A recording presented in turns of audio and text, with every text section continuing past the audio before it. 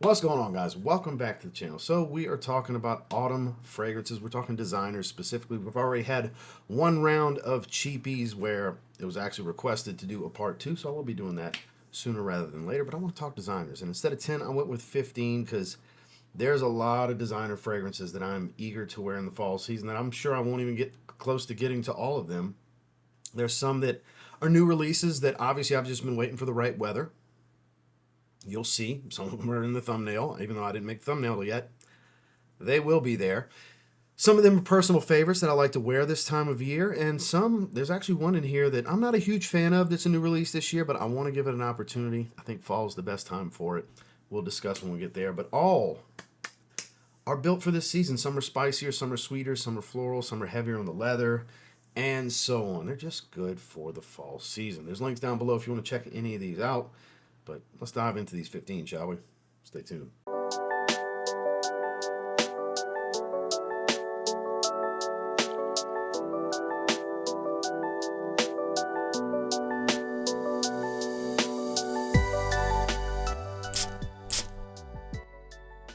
Starting with a new one from Montblanc that eventually will be in the cheapy list, but currently it's too expensive to fall into the cheapy list. We're talking about Explorer Extreme. I think this was a great release from them.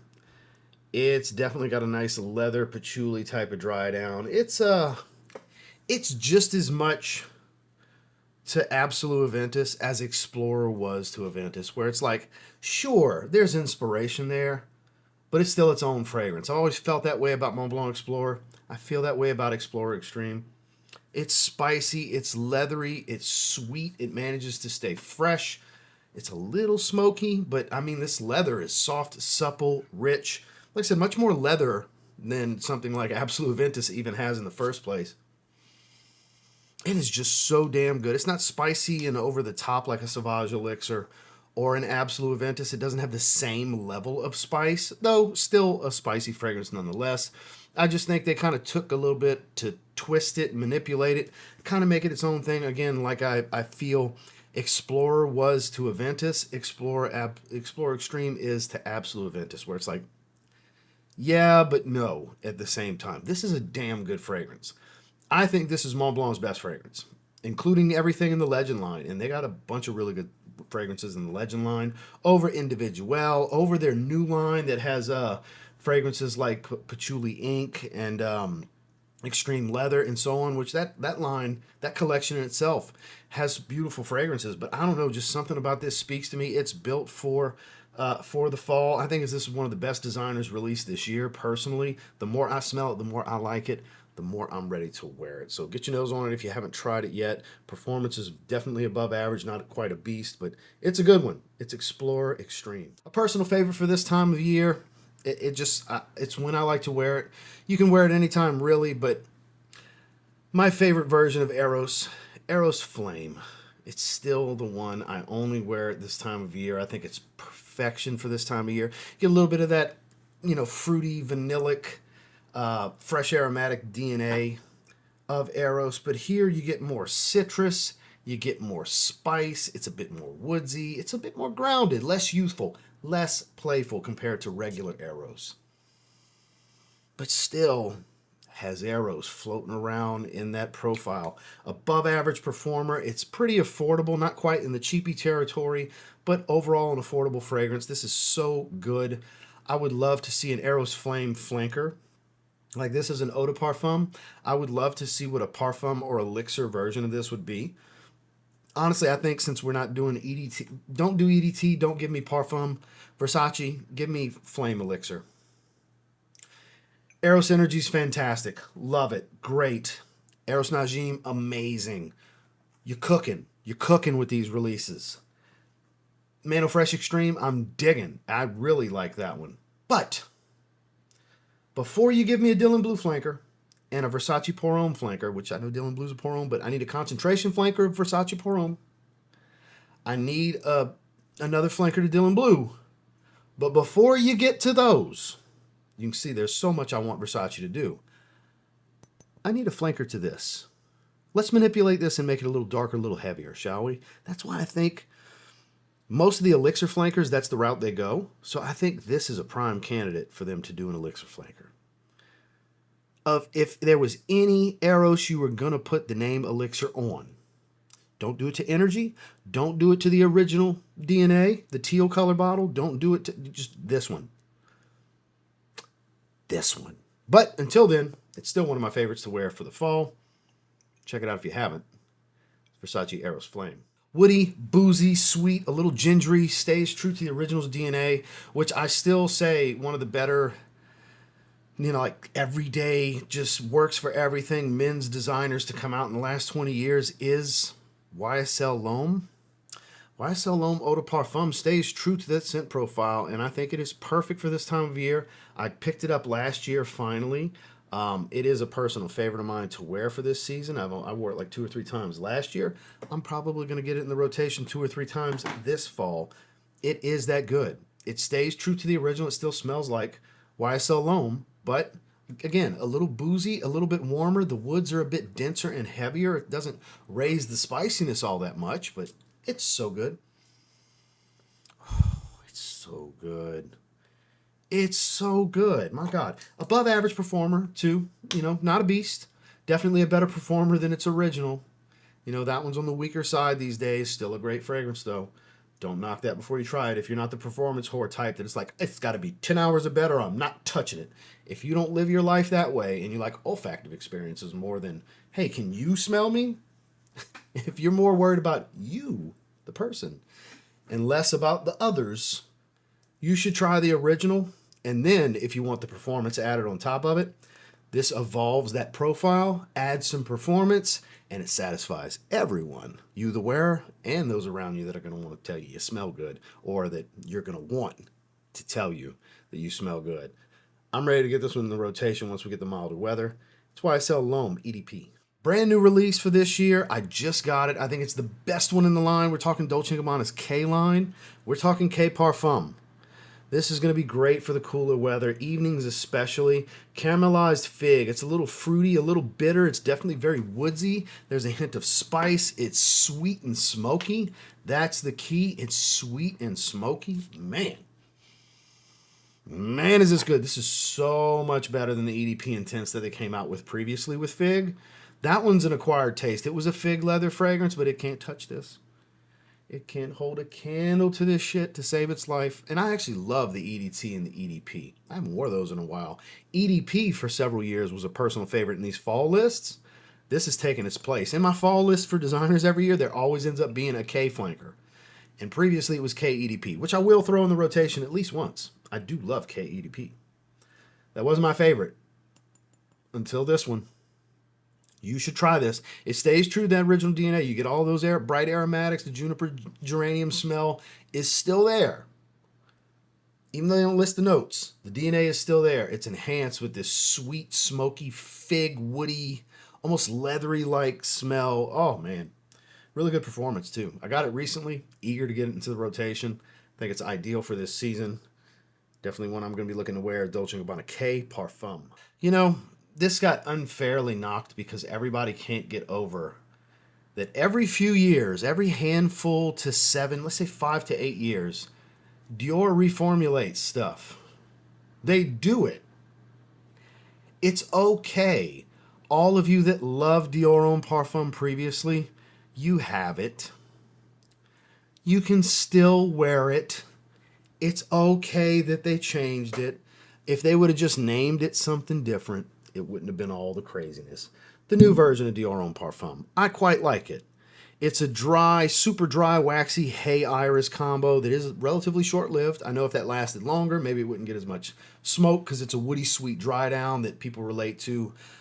Code Elixir, L'homme Parfum, just name all the woody, sweet Iris designers. They start relating it to all of them. And sure, there's relation to a lot of them. I get that. The opening is magic. Performance is really good, and if you can take your head out of your niche snob, perfume snob ass for a moment, it smells good. And if you can't manage to pull your head out your perfume snob ass, you don't have to buy it. And yes, I'm criticizing because boy, did I get 10,000 pounds of smoke from you motherfuckers because I like this fragrance. And yeah, it was always going to be in this fall list because this is some good shit. I like it. I like it. I bought it the moment. It's not even Dior Homme Parfum 2025. This came out the day after Christmas 2024 on Dior's US site. I bought it. I was on my way home from Louisiana from visiting family for Christmas. Dave Callie's Groom Room, shout out to my guy. We stopped at a rest stop to use the restroom, checked my messages, saw I had an IG message from him with a link. They dropped it. I immediately bought the 50 ml, full retail right then and there. It's a 50 ml. No, 75. Sorry. It's a 75 ml. My bad. Couldn't be happier. Sure. A month later, it was $115 like I figured it would be from Fragrance Buy, but that's okay. Super happy with it. I went to talking about how much I like it, and I started having to hear it. This was worse than Sauvage Eau Forte, because I like that too, which that almost made this list.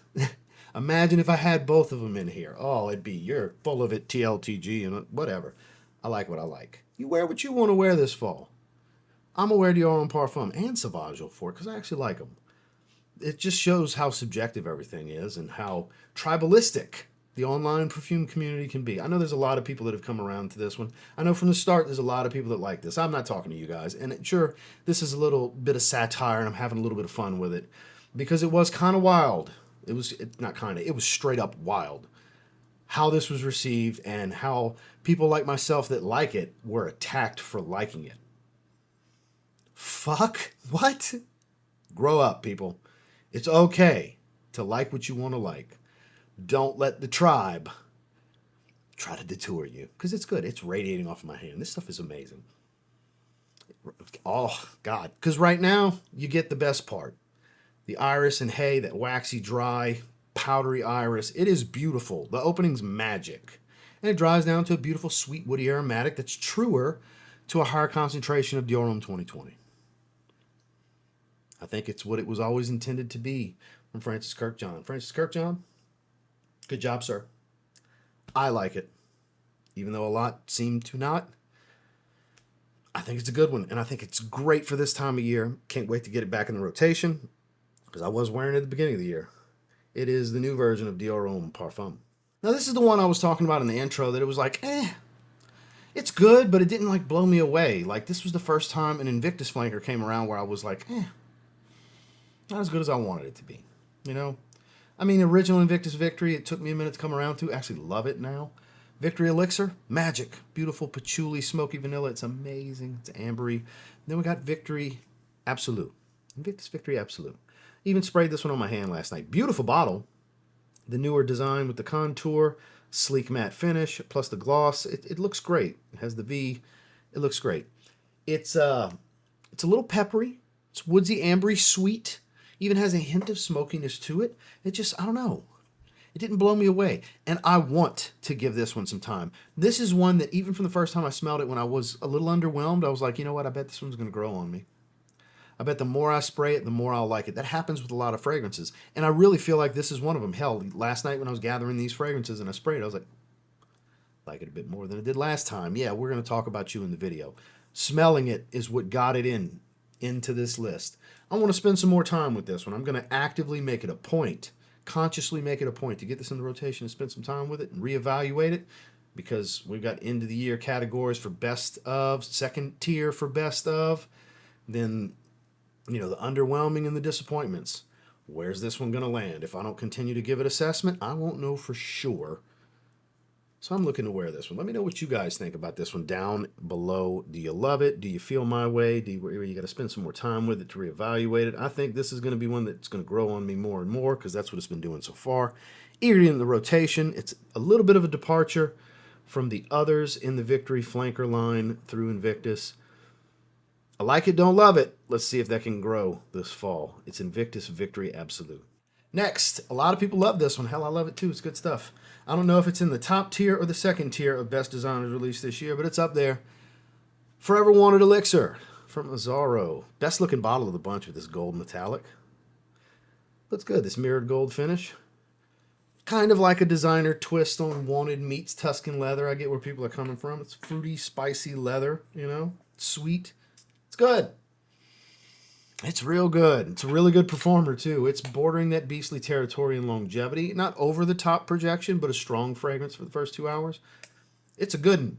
And I've been needing the right weather for it. I have not had the right weather. There's not a summertime fragrance. It's not one I want to wear in the summer. So now that fall's rolling around, fall and winter, going to be key climate for this. I think once we start getting into 70 degrees and below, especially in the evenings when it's in the 50s and so on, the nice crisp cool air, and then on down to 40s and 30s as we get cooler and cooler, this is going to really shine. Great date night fragrance. I actually love the Wanted line, all of them in the cooler daytime weather. I've always been that way. Wanted by night, the most wanted Parfum. I actually rock those during the day when it's cooler, more so than at night, and this will probably get the same kind of run. One of the best designers released this year. If you like fruity, spicy leather, this is a good one. You should really try it. It will be in my rotation this particular fall. We've got Azzaro Forever Wanted Elixir. One that I only wear in the fall, a couple of times a year at best, once or twice, but I always make it a point to wear. I think it's great for it. From Hermes H24 Eau de Parfum. Man, this is a good one. It takes everything that's unique about the original. This metallic citrus peel, floral, fresh smell, and you add the earthy green oak moss. You thicken it up by doing so. You make it a bit more earthy and a bit heavier and masculine.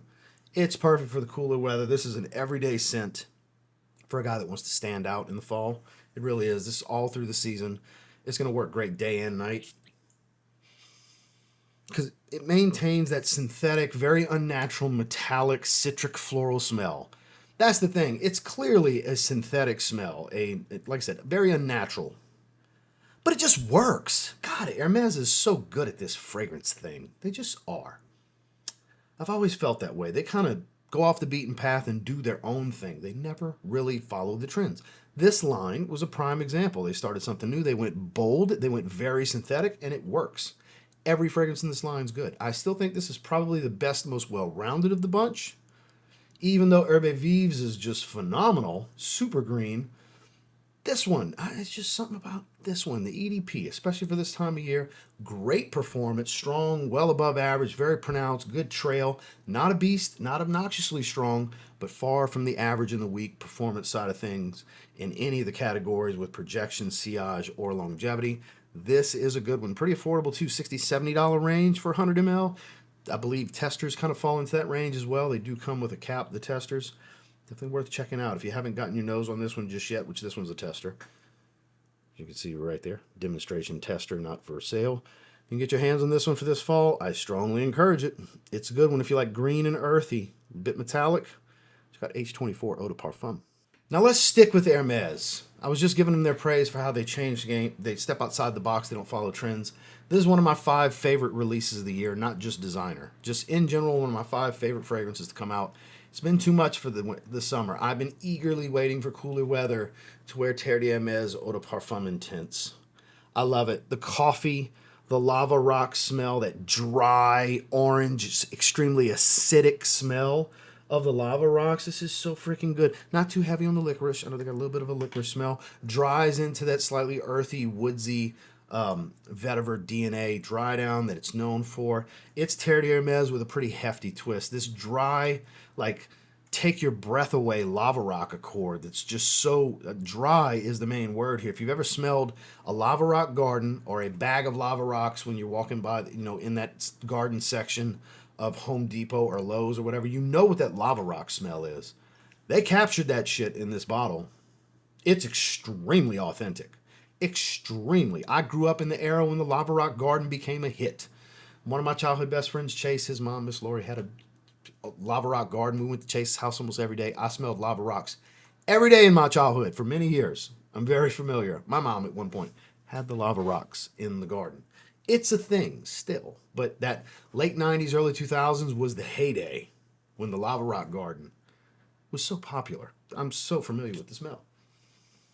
And they captured it. Again, you get a nice roasted coffee bean smell with it as well. A little short-lived, not a load of the coffee bean. Again, a little while, maybe an hour, it hangs around. Hint of the licorice smell. It's not overdone for those of you that don't like licorice. And then you get into that woody dry down that it's known for. The lava rock and the coffee kind of fades, and it becomes more Terre de Hermes.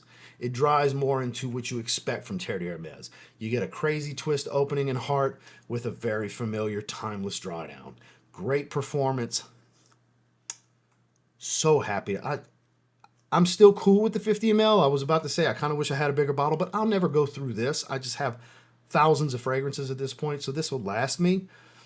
But boy, if you're the type that if you come across this one and you fall in love with it, this might be big bottle worthy for you guys. Just saying, if you don't have a massive, ridiculous, over the top collection and you got like 20 fragrances, if you find this one and you like this one, oh man, you'll stand up, stand out, you'll be different. It's really freaking good. Again, it's one of my 5 favorite fragrances released in 2025. I love what they did here with Terre Hermes Eau de Parfum Intense.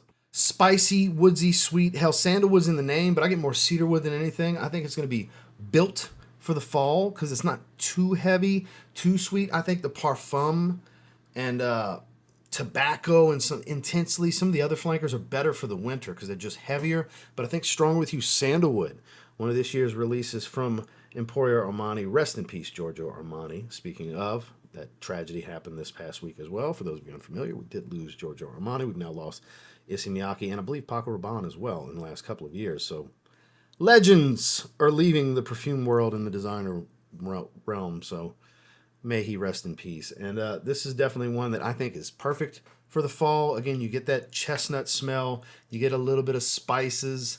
It's even a hint leathery, but mainly woods and vanilla. Not over the top, too much vanilla. The deeper the dry down goes, the more the vanilla comes out. But I get more cedarwood than sandalwood. It's not quite as creamy as you may think with sandalwood in the name. It's more of a warm wood smell.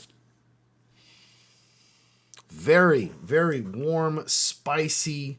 Like I said, sweet, but not too sweet. Not as sweet as some of the other ones. It's still sweet, but it's not like intensely or the original or absolutely where they're just really sweet. This one, again, is more about the woods. It's really good. And the chestnut stands out quite a bit in this one as well. Maybe not so much as it does in the Parfum or the original EDT. That's where the chestnut is most dominant. You get a noticeable hit of that roasted chestnut smell that is the base DNA, like core signature note, if you will, of this DNA. Great performer as well. I've been waiting for the cooler weather to get this one in rotation. It smells great. It's Armani Strong With You Sandalwood. Wasn't the best option for the summer. That's why I didn't really pull it out. This is like my number 3 ranked favorite fragrance designer release. It's still in my top 3 as far as designers. It is Spicebomb Metallic Musk. It is that good. It's as the flanker name indicates. It is metallic. It is a very fresh, musky smell. This is the freshest Spicebomb we've gotten since Spicebomb Fresh. No, they are not too redundant. That one had grapefruit and sea salt and all that good stuff. This smells like original Spicebomb, the peppered tobacco, beautiful smell of Spicebomb. Just a bit more metallic and much, much more musky. It's more musky than it is metallic. With that mirror reflective bottle, it's beautiful stuff. It really is. I'm gonna give this one a little spritz on the hand, honestly. I was trying to control it. It's not the most pressurized atomizer in the world to control, but stays true to the original. I love that. We didn't get another leather flanker because we had back-to-back leather dominant ones with dark leather. It smelled great, just not a star in performance. And then the absolutely stunning Infrared Eau de Parfum. My God, that's still like one of the best for cooler weather to come out in years. But this stays true to the original. It's just a very musky, again, slightly metallic, original Spicebomb. They manipulated the original just a little bit. They stayed true to it. This is a real, true flanker. I think next go around we get a concentration flanker to the original. We've yet to get a Spicebomb Parfum or Elixir. I think Parfum's coming. And we still need a blue. I think that's the next 3. I thought before this that was going to be the next 3. This was kind of a random, pleasant surprise, but I think the next one's going to be Spicebomb Parfum. I just feel it in my gut. Could be wrong. They might do another night vision flanker or some shit, or a new version of the Extreme. Who knows with Viktor&Rolf, but I'm here for it. They always produce a good one. They produced a good one with this. Again, this is ranked number 3 in my top 10 designers released of the year. It's been sitting there pretty much since it came out. This is amazing stuff. Try this one if you haven't yet. If you're a fan of the original Spicebomb and you like musky fragrances, this is a must in your collection. It is that good. Great performance, as with all of them. It's just, it was a little too much for the summer. So now that we're moving into the fall weather, time to get it in the rotation. Again, that's Viktor&Rolf Spicebomb Metallic Musk. Sweet, spicy, a little tasty gourmand, but overall very spicy vanilla, licorice smell. True to what it's flankering. My favorite designer release of the year. Just haven't had the weather. Carolina Herrera's 212 VIP Black Elixir. My favorite designer release of the year. So I told you my number one. We just talked about my number three. What's my number two? Well, my number two I think I'm going to save for the winter, but it's also Carolina Herrera. It's Bad Boy Elixir. My top two designers of the year are both Carolina Herrera fragrances. What's the odds that shook out that way? This is so good. This is, I'm sure, not getting enough love. I don't watch really anybody else. I don't know what kind of love it's getting. If you don't pop up on my feed, I don't know what you're saying. But this one stays true to the original. That vanilla, licorice, spices, woods. This is a bit sweeter, but much, much spicier. Oh my Lord, is this a spicy fragrance. Hefty on that licorice smell though. Because if you like 212 VIP Black, you will fall in love with this one. They really did that fragrance DNA justice. Because 212 VIP Black, one of the better designer date night fragrances that just doesn't get talked about. It had a heyday of really getting love, and then it kind of faded to not getting talked about for some weird reason. 212 VIP and 212 VIP Black are bangers. And they followed it up, and then look, they got New York Rodeo that came out this year as well. We got another 212 VIP flanker that's kind of an oddball fragrance. That's kind of why I like it, but it can't touch this one. This is so good. If you haven't tried this, please try it if you're a fan of the previous versions. I can't imagine if you really like 212 VIP Black not loving this. It is superior, I think, in every way. It takes that fragrance and adds to it. It literally takes it and adds a few things on top, cranks the performance up a little bit, makes it even more of a sex appeal kind of aroma. This is just beautiful, charismatic. This is going to draw people in. This is so freaking good. It is my number one designer release of the year. It is not going to get toppled. Just not going to happen.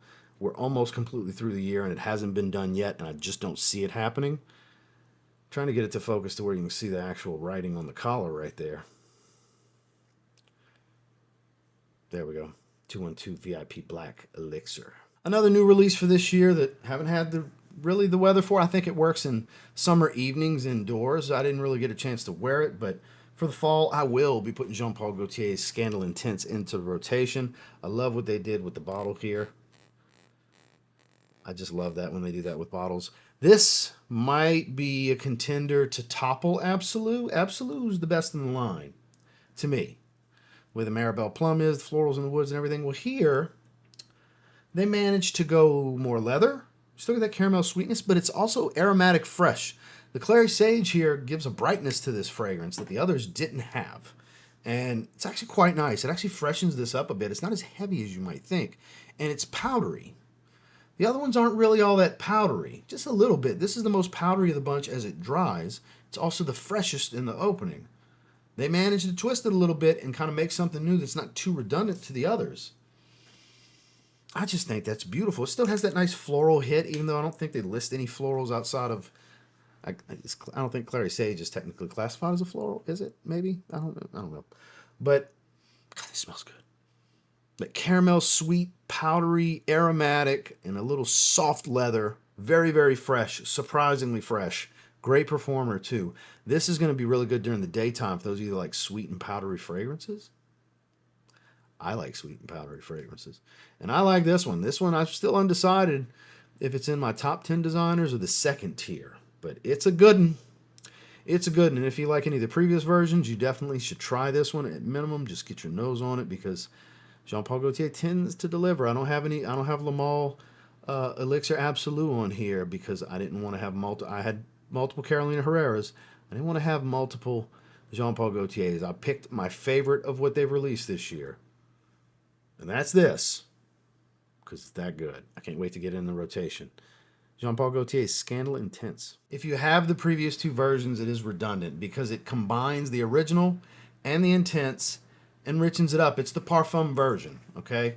We had Born in Roma EDT. We had Born in Roma Intense, which is the Eau de Parfum. Now we have Born in Roma Extradose, which is the Parfum. Literally.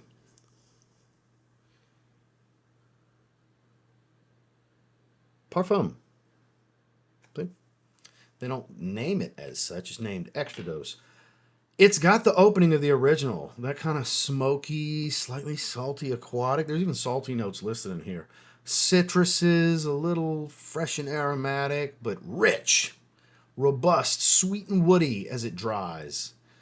Hint of earthiness, but more sweet and woody as it dries. This is a good one. It's super redundant if you have the other two. I have the other two. But if you're just going to get one, it takes everything that's great about the first two and builds upon it with the thickest, richest aroma of the bunch. It's the thickest one. It's going to linger the best. It's got the best sillage because it's the densest fragrance of the bunch. It's not going to scream off the skin. The EDT and the EDP are brighter at first. They're louder up top. But the cloud and the trail's thicker and denser with this one. This lingers. This one's got, for those of you compliment whores that are out there fishing, and the main reason you wear a fragrance is for people to tell you smell good, 90% of the audience. I'm not knocking you for it. It's the truth. A lot of people don't really wear fragrances for themselves. I know some of you do. I'm not saying it's all of you.